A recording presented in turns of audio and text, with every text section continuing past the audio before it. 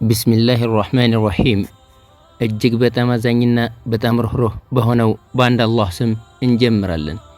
የተከበራችሁና የተወደዳችሁ የአልቁድስ ዩቲዩብ ቻናል ቤተሰብ አባላትና ታዳሚያን አልቁድስ ዩቲዩብ ከሚያቀርባቸው የተለያዩ ፕሮግራሞች በዛሬው ከታሪክ አምድ ፕሮግራም በሀብቱ ብዛት በመመጻደቅ አላህን በማመፁ አላህ ያጠፋውን የቃሩን ነዓለቱላህ ዐለይህ ታሪክ ይዤላችሁ ቀርቤያለሁ። ታሪኩም እንደሚከተለው ይቀርባል። ታሪኩንም ማቀርብላችሁ ወንድማችሁ ከአብ እስማኤል ነኝ። መልካም ቆይታ። ከበኒ እስራኤል ዝነኛ ሰዎች አንዱ ቃሩን ነው። እርሱ በሀብቱ የታወቀ ሲሆን ምንም እንኳን ከበኒ እስራኤል ዘር ቢሆንም ለፈርዖን በጣም ቅርብ ከነበሩ ሰዎች አንዱ ነበር። አላህ የሀብቱን መጠን ሲገልጽ የሀብቱ ካዝና መዝጊያ ቁልፎች ብቻ አንድ ሰው ሊሸከመው የማይችሉ ነበሩ። በአንዳንድ ዘገባ መሰረት ቃሩን ለእያንዳንዱ የሀብት ግምጃ ቤቱ ካዝና ቁልፎችን ብቻ ለመሸከም 60 በቅሎች ያስፈልጉን ነበር። ባዶና ቁሳቁስ አፍቃሪ የሆኑ ሰዎች ሙስሊሞችን ጨምሮ በቃሩን ይቀናሉ፣ እንደርሱ መሆን ይመኛሉ። የኢማን ወይንም የእምነት ባለቤቶች ግን ይጠሉታል። በእርግጥ ቃሩን ከሙሳ ህዝቦች ወገን ነበር። እርሱ የአባቱ ወንድም ልጅ የሙሳ የአጎት ልጅ ነበር። ይህ የኢብራሂም አነከኢ፣ የአብዱላህ ኢብን አልሐሪስ ኢብን ነውፈል፣ የሰማክ ቢን ሐርብ፣ የቀታዳ፣ የማሊክ ኢብን ዲናር፣ የኢብን ጁረይጅና የሌሎችም ምሁራን አመለካከት ነው። ሁሉም እርሱ የሙሳ አለይሂ ሰላም ያጎት ልጅ እንደነበር ተናግረዋል። ኢብን ጁረይጅ እንዲህ ብለዋል። እርሱ ቃሩን ቢን ያሸር ቢን ቃሂዝ ሲሆን ሙሳ ደግሞ የኢምራን ቢን ቃሂዝ ልጅ ነበር።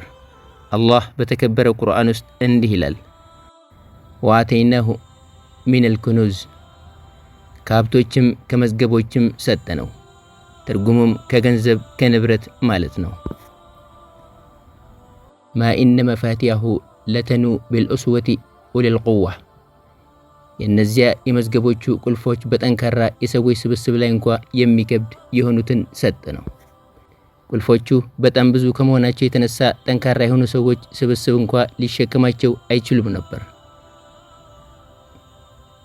አልአማሽ ከኸይሰማ እንደተረኩት የቃሩን ሀብት መዝገቢያ ቁልፎች ከቆዳ የተሰሩ ነበሩ። እያንዳንዱ ቁልፍ እንደ ጣት የሚያክል ሲሆን እያንዳንዱ ቁልፍ ለየብቻው ለሆነ ክፍል ወይንም መጋዘን የሚያገለግል ነበር። እርሱ ወደ የትኛውም ቦታ በሚጋልብበት ጊዜ ቁልፎቹ ግንባራቸውና እግራቸው ነጭ በሆኑ 60 በቅሎች ላይ ይጫኑ ነበር። ቃሩን የሙሳ ያጎት ልጅ ነው። ከነርሱ ነገድ እንደ ሙሳና ቃሩን የተውራት ግንዛቤ ያለው ሰው አልነበርም። ቃሩን ተውራትን አብዝቶ ያነብ ነበር። ስራው ደግሞ ከፊርዓውን ግብረ አበሮች አንዱ ሆኖ ማገልገል ነበር። ቃሩን ባለባበሱ ለየት ያለ ሰው ነው። ከቁመቱ ስንዝር ያህል የሚበልጥ ተጎታች ቀሚስ ነበር የሚጠቀመው። አላህ ለቃሩን የሰጠው ገንዘብ ተቆጥሮ የሚዘለቅ አይደለም። ገንዘቡን ይቅርና የገንዘቡን ማስቀመጫ ካዝና ቁልፉን እንኳ 14 ጉልበተኞች ተሸክመው አይችሉትም። ገንዘቡ ከዕለት ወደ ዕለት ይጨምራል። ገንዘቡ በጨመረ ቁጥርም ኩራቱና እንቢተኝነቱ በዚያው ልክ እየጨመረ ይሄዳል።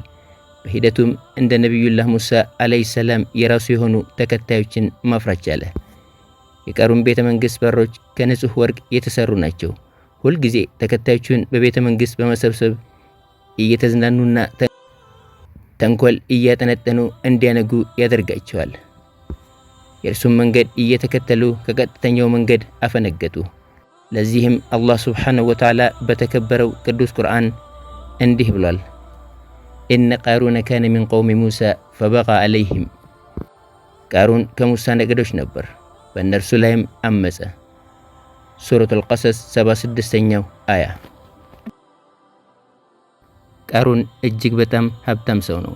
እናም አላህ በሙሳ አማካኝነት የግዴታ ምጽዋትን ወይንም ዘካን በእርሱ ላይ ግዴታ እንደሆነበት አሳወቀው። ቃሩን ግን ዘካውን በአግባቡ አያወጣም ነበር። ከ1000 ዲርሃሞች 1 ዲርሃም ብቻ ነው ዘካ የሚከፈለው።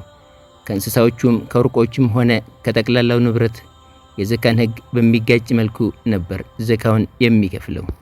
በጊዜ ሂደትም ገንዘቡ ከልክ አልፎ ሲበዛለትና ማንም አይናገረኝም ብሎ የሚያስብበት ደረጃ ላይ ሲደርስ ምንም ዘካ ላለመስጠት ወሰነ። በዚህም አላበቃም። ይባስ ብሎ በኒ እስራኤሎችን ሰብስቦ ካሁን ቀደም ሙሳ የመራችሁን ያህል አደረጋችሁ፣ አሁንም ገንዘባችሁን ሊበዘብዝ ቆርጦ ተነስቷል፣ አትስሙት በማለት በነቢዩላህ ሙሳ ላይ እንዲያምፁ ያነሳሳቸዋል። የእርሱ ተከታይ የሆኑት በኒ እስራኤሎችም በቃሩን ሐሳብ ተስማምተው የምታዘንን ሁሉ እንፈጽማለን በማለት ቃል ይገቡለታል። ግፈኛው ቃሩን በሙሳ ላይ ሴራ መሸረብ ጀመረ። በሚያደርገው ዳዋ ላይ የሐሰት ወሬን መንዛት ስራዬ ብሎ ተያዘው። በድጋሚ ተከታዮቹን በኒ እስራኤሎችን ሰበሰበና እንዲህ ሲል መከረ። ሙሳ ዝሙት የፈጸመ ሰው ይገደል ብሎ ያስተምራል። ስለዚህ አንዲት ጋጠወጥ የመንደር ሴት እናፈላልግና ሙሳ ከኔ ጋር ዚና ፈጽሟል ብላ እንድታወራ አድርገን ተቀጥቅጦ ይገደልና ከርሱ ጭቅጭቅ እንረፍ።